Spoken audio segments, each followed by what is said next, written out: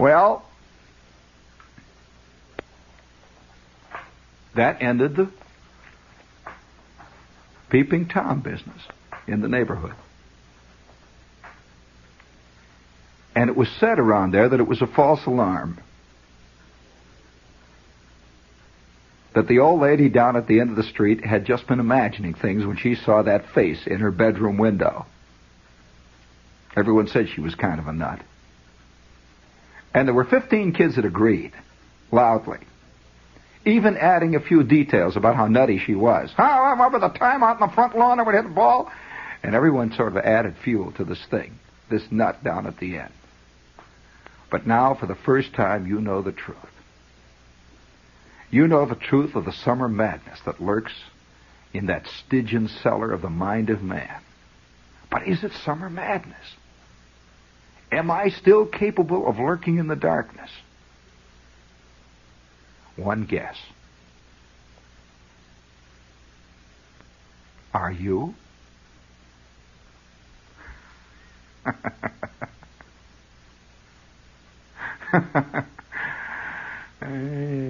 No. I don't know. I suppose each one of us carries his small freight with him. Old frights. Ancient scares. Nocturnal musings. Quiet readings in the coal bin of existence of clandestine magazines of a singularly pulpy variety.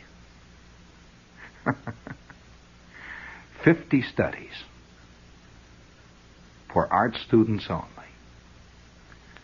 Mailed in plain sealed wrapper. 50. Count it, 50. For art students only. For art students, we have a wonderful selection of 16mm movies containing many exotic poses, all of which will be of invaluable aids to true, serious artists who are particularly interested in the human anatomy. Send your name and address. You must be over 21. Get on our mailing list.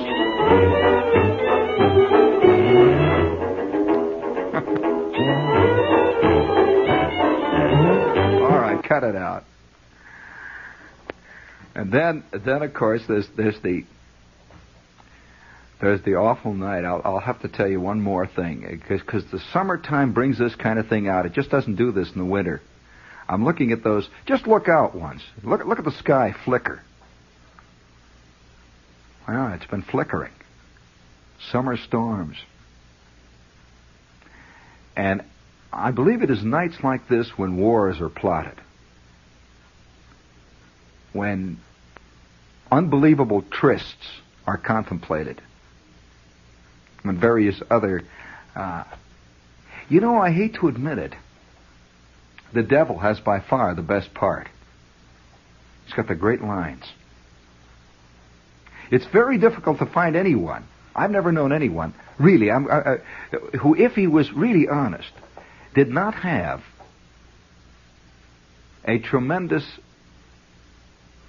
affinity for sin of all varieties. Now, you know what's happening in our time. We are giving in to it, you know. For a while in history, we didn't. But now we are giving in to it. But we are making of it an intellectual adventure. You know that all over this country, guys are experimenting with getting bombed out of their skulls with drugs, under the guise of an intellectual experience. This is a purely physical kick. And you get one of them cornered and you say, why, of course, I'm working on the threshold of perception. I'm moving back these more metaphysical aspects of man's mind. Now, the other day I was bombed on pot, and I tell you, I moved back the perception. Nobody will admit that he's getting kicks. It's part of it's a kind of cover-up. In fact, they just had that recent thing at Harvard, the LSD 25 bit. Pretty interesting. Wild experiments going on. All, of course, under the most serious of intellectual pursuits, of course. We have to be very serious about this. Very serious. Very. It reminds me of some of the experiments that were carried out under the Nazis. No, did you know that some of these wild experiments of figuring out, say, for example, how long it takes a guy to die in a block of ice? So they've got a guy there, and they're freezing him in ice, and everyone's standing around pretending they're seriously interested in how long it took him to die. Never would admit that they were getting some kind of a peculiar, sadistic, vicarious kick out of it. And as long as you keep all kinds of little figures and notes and all that, you can hide it, you see. Hiding, I believe, is one of man's chief talents. Hiding practically everything. Well, I'm going to tell you something that happened on a quiet Saturday night in a long, hot summer in Chicago. To begin with, I think that nature affects man far more than he's ever willing to admit it.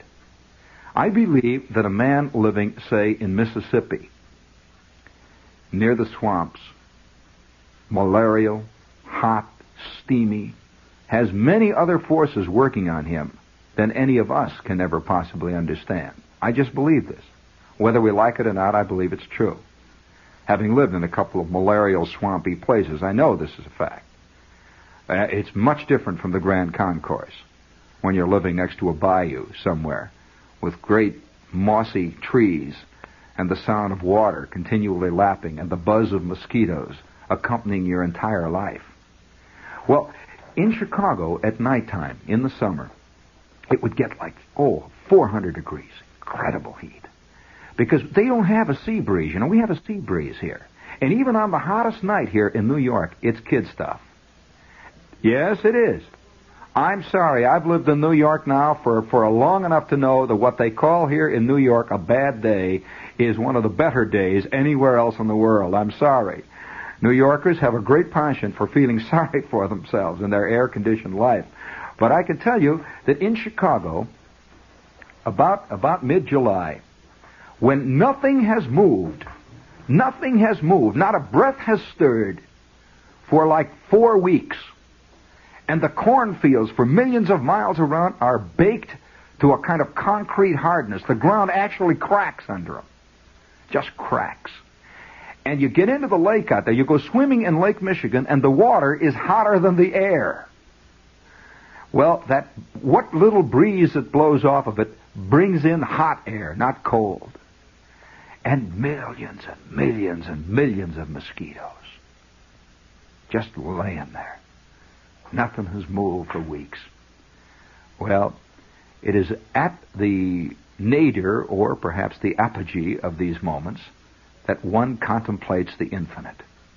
And one of the evenings, just like this, we're sitting around. There's about 7 kids, and we're about 15 at this point. See, it's a quiet, hot, fantastically humid summer night. Don't come around with me with humidity. Oh boy, in Chicago, listen, when they hit 100 degrees, 100% humidity, that's a dry day. Believe me, they've worked. The first theories of supersaturated air were worked out there. Just sits there and you drip. And the steel mill is going full blast, 40,000 degrees a second. BTUs are flying all over the air. And there is also a drifting of blast furnace dust, which you don't get here. Blast furnace dust is an interesting thing. It's like fallout from the blast furnace. And it comes down in a continual drifting cloud. And in the summertime, the cloud is hot. It's like little hot pieces of ash coming down. So we're pulling around scratching, and you can smell the Lever Brothers plant. They're cooking soap a couple of miles down the road there. And it produces a heady kind of existence. Everything's going on at once. You grow so that you live with the mosquitoes. You're part of it, you know. You just live with them. You don't even think about it. I remember standing out in center field at twilight in a cloud of mosquitoes so thick you could not see home plate clearly. Really. I'm serious. With the lights on in a ball game. And they'd hit a fly ball, and you would just see the mosquitoes. It was like a wash. The ball is going through the cloud. You could just see the wash, the waves of mosquitoes. And you play it. You're running through clouds of gnats.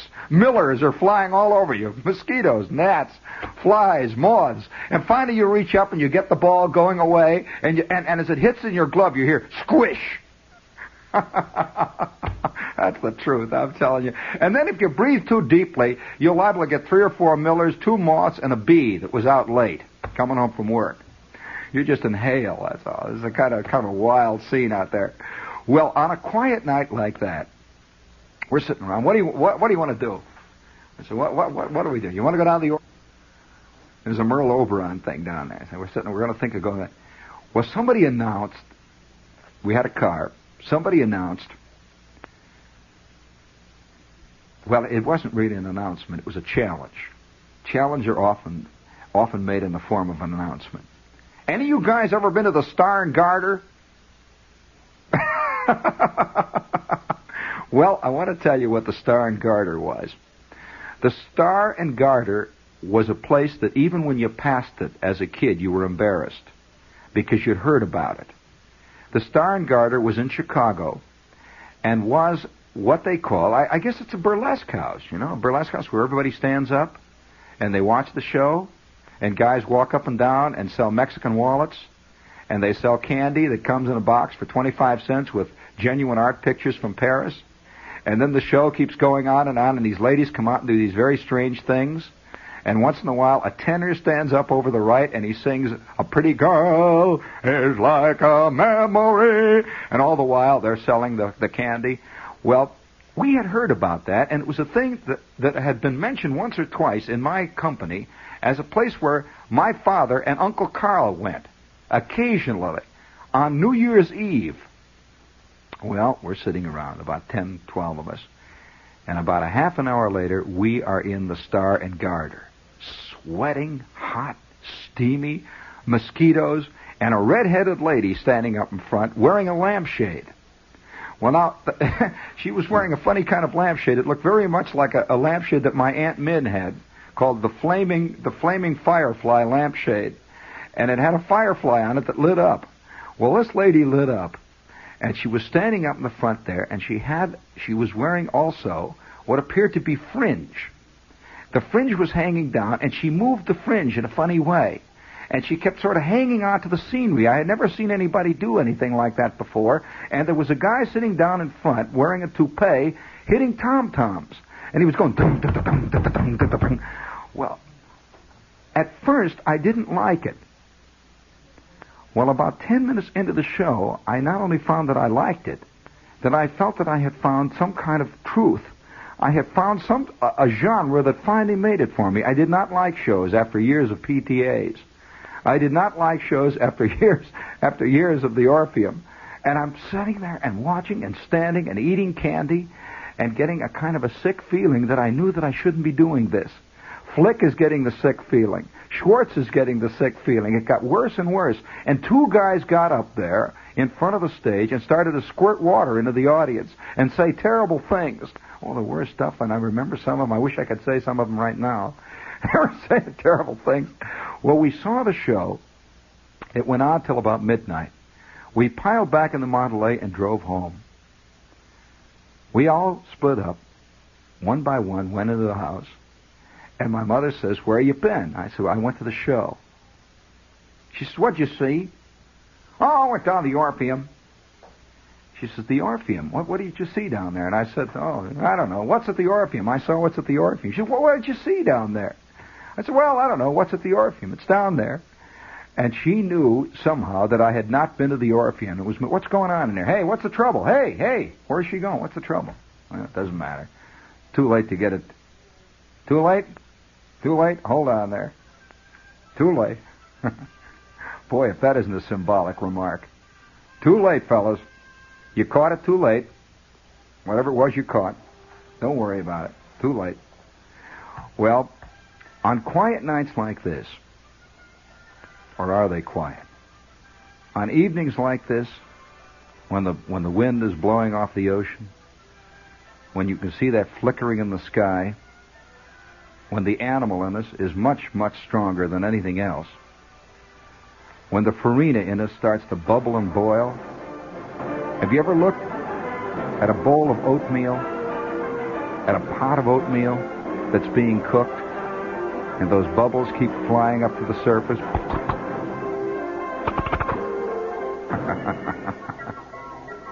How many peeping Toms are with me tonight?